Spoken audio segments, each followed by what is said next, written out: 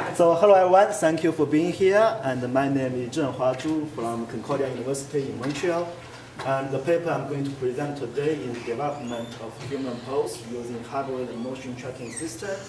And the work was co-authored by my student Wenjun Chu and my colleague Dr. Sanyong Han. Both of them are also from Concordia University in Montreal. So the motivation for this research, actually the motivation came from the physical efforts required for the modular construction in the modular manufacturing process. We know the modular construction could produce a lot of benefits by moving a lot of on-site work to be off-site, and it could help us to reduce the on-site wastes, improve the construction productivity with the support of the machines. But we found that in a lot of modular manufacturing workshops, there are a lot of awkward pose for the workers. For example, this improper posture, these awkward postures may be due to the improper design of the machines, workstations, or the working process. For example, the workbenches, they may be too low for the workers. So the workers have to bend their backs and strain their necks, and the foot pedals are set too close to the machines. So the workers may bend their backs backward and in order to reach the foot pedals. And there are other body postures, awkward body postures. Could you please? So sometimes the workers must lift the materials over the shoulders and move the materials from one place to another, twist the elbows or wrists because the tools provided to them are not proper. And there are some situations they are required to kneel or crouch to complete their tasks. So all these awkward postures, body postures, may produce the work-related musculoskeletal disorders. For example, the frequent kneeling may cause the workers pain or strain in their knees or lower backs and pose a high risk of the injuries about their joints and the lower backs. And these work-related musculoskeletal disorders do not only hurt the workers, but also impact the employers in the manufacturing workshops. So they needed to spend additional time and efforts in handling the lost time and disabling injury claims filed by the workers. The compensation is high, the insurance premium will increase, and also they need to find the new workers to replace the injured ones. And sometimes it's not easy to find the qualified, the skilled workers to replace those injured workers. And as a result, the delay could happen in the production line. So that's why it's always recommended for the employers to do the physical demand analysis in their workshops. And the physical demand analysis could be used to quantify and evaluate the physical or environmental demands of each job in the workshop. And one of the most important components in the physical demand analysis is to record the body posture frequency, such as the percentage of back forward in the job, to identify the potential economic risks for those workers. And we could do it traditionally. The traditional measures will heavily rely on the manual observations plus the self-reporting. They are easy to implement in practice with little cost incurred, but the results from manual observations are always subjective. The process is too time-consuming, and the results at the end are error-prone, not always correct.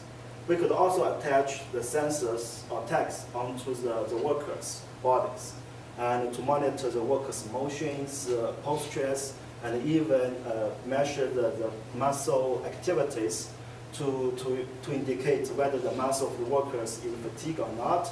But these sensor-based solutions could provide accurate data, but the workers are not willing to wear tags during their work to complete their tasks. And also the cost is very high. And an alternative solution is to use the digital cameras or RGB radio cameras. So compared with the sensor-based solutions, they are more cost-effective, and they are acceptable by the workers in the workshop, and but the measurement accuracy is not as high as the measurement from the sensor-based solution. And also the pollutions, different environmental conditions like lighting, illuminations, they will always affect the accuracy of the measurements and the robustness of the measurement. So that's why it's always recommended to set up multiple cameras in the workshop to shoot the worker from different angles. So the objective of this research is trying to investigate the feasibility of using one single video camera to do the worker posture analysis. So here is our proposed framework, and so we got the videos from the camera, and we use the work detection and tracking to extract the worker of interest from the video frames, and then we can detect the 2D skeleton joints from the video frame, and we also utilize the 2D body parts detection results, or segmentation results, to refine the position of the 2D skeleton joints. And based on these 2D skeleton joints, we could generate the 3D human body for the worker by matching the 3D body to the 2D skeleton joints detected from the video frames. And we tested our framework. We implemented our framework in the Python environment with the support of the GPU computing. And the framework was also tested in two scenarios. And in the first scenario, the worker was cutting the boards in the production line of the Fortis LGS Structuring Corporation in Alberta. And the second test scenario was provided by Dr. Carl Haas, Dr. Sang-Yong Lee, and their research teams. So the worker in the second test scenarios was building a concrete masonry wall, and the worker was also equipped with a motion capture suite during his work, with attachment of 17 sensors to monitor the workers' joints during the work. So here is the video to show the 3D human body generation from for the workers in the first test scenario. So this is the worker under detection and tracking, and then the 2D body parts segmentation results on the top right. So this is the refined 2D skeleton joints detected. And based on these 2D skeleton joints, we could generate the 3D human body for this worker in the working process.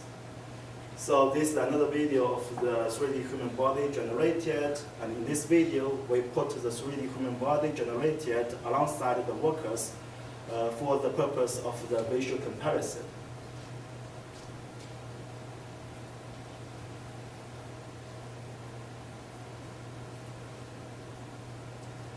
So when we have the 3D human body generated, we could calculate the corresponding joint angles, and these measurements could be compared with the joint angles recorded by the motion capture suite, and figure out the measurement errors from the videos. So this table compiles the errors we calculated for each joint, and we can see that the error for measuring the lower arm is really low, almost 4.5 degrees, but the error for measuring the joint angle for the upper leg is really high, almost 45.2 degrees.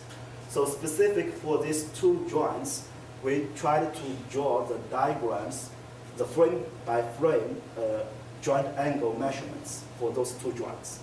So this is the diagram to show the angle comparison between the measurement from the video and the measurement from the motion capture suite for the joint of the lower arm.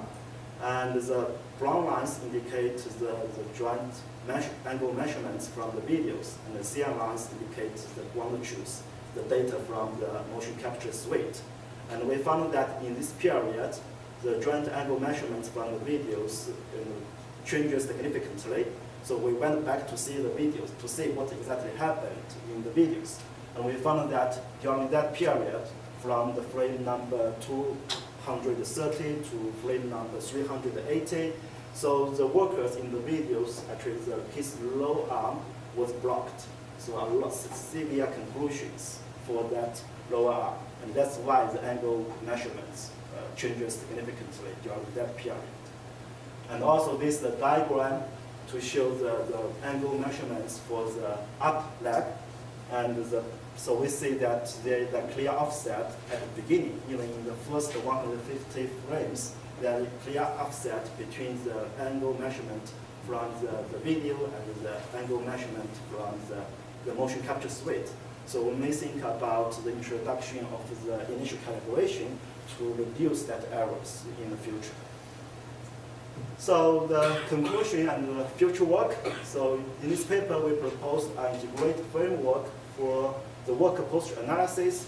So the framework includes 3 major components: the component for the work detection and tracking, and the component for the 2D skeleton joint detection and refinement, and the end, the third one, for the 3D body generations. So the framework was tested on real scenarios, and also the results from the test were compared with the measurements from the motion capture suite. And the error for the horizontal angle of the low arm is low, but the error for measuring the horizontal angle of the up leg is very high. So in the future, we are trying to reduce the errors by considering the video temporal continuity in consecutive video frames. And we believe that the temporal continuity in consecutive video frames could help us to reduce the errors and also reduce the flickering problem that we could see in the videos. I think that's all for my presentation. We'd like to thank our sponsors and also Dr. Carl Haas and Dr. Lee and their research team for kindly sharing the video with us. Okay, thank you. Thank you very much.